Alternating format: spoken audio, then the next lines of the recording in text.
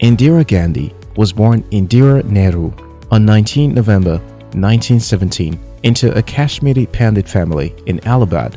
Following the death of her younger brother, Indira became the only child of Jawaharlal Nehru, a foremost political activist who spearheaded India's fight for independence from British rule, and Kamala Nehru.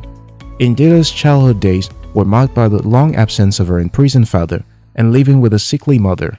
Having received her primary education in her home in Allahabad, Indira progressed to studying in different schools for her secondary and tertiary education. Due to her mother's ailment, Indira's academic pursuit at Visva-Bharati University was short-lived. She eventually attended Somerville College, Oxford, where she studied history but dropped out because of her recurrent ill health then. Against her family's wish, Indira married her husband, Fearlessness Gandhi. The marriage was blessed with 2 sons. By 1947, India had gained independence from the British. With that, her father, Jawaharlal Nehru, became the first Prime Minister of the newly independent nation. Now, Mrs. Indira Gandhi, she served her father as a hostess and welcomed international diplomats and leaders while in India and abroad on her father's behalf. In 1955, Indira was elected into Indian National Congress Party's elaborate 21-member working committee and became its president in 1959. Jawaharlal Nehru died in 1964 after administering India for 17 years. He was quickly succeeded by Lal Bahadur Shastri as a new prime minister, with Indira occupying the Minister of Information and Broadcasting office. Sadly, Lal Bahadur Shastri unexpectedly passed on in 1966, just 2 years as prime minister. Following Shastri's death, Indira was appointed to be prime minister by the Congress Party's members.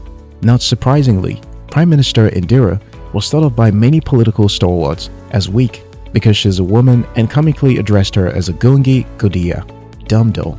If only they knew the kind of storm she was brewing for them.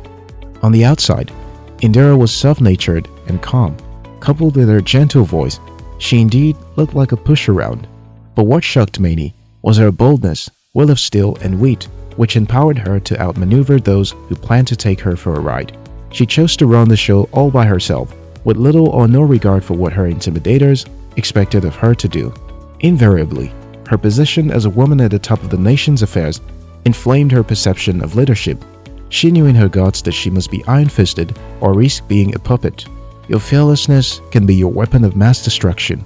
Though she was assassinated after taking one of the riskiest decisions ever in Operation Blue Star against Sikh extremists, Indira will always be remembered as the first and only female Prime Minister of India, fearlessly decisive, unshakable in her strength as a leader.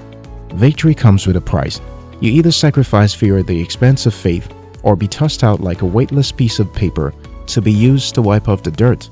Spencer Johnson asks curiously, what would you do if you weren't afraid? If there is no feeling like fear, would you aim to be a better decision maker, an ambitious goal-getter, and live your life to the fullest? Zig Ziglar postulated, fear has 2 meanings, forget everything and run, or face everything and rise. The choice is yours. It is the definition that you give to fear that produces its reality in your life. If you perceive fear as a motivation for your rising, you'll be less afraid of it. Ashish Patel said these beautiful words, "The elegance under pressure is the result of fearlessness. Nothing keeps your enemy restless than your composure when he sends fear your way." Indira Gandhi transformed India's economy by nationalizing banks and instituted equal payments of wages for employed men and women. As Prime Minister, she put India on the map, bearing other nuclear nations of the world, and took active steps in enforcing birth control measures by having millions of Indian men vasectomized. Above all, she entrenched India in history as the only nation that fought and won a war after World War II, following their glorious victory against Pakistan, which led to the creation of Bangladesh. Indira truly was a captivating iron goddess.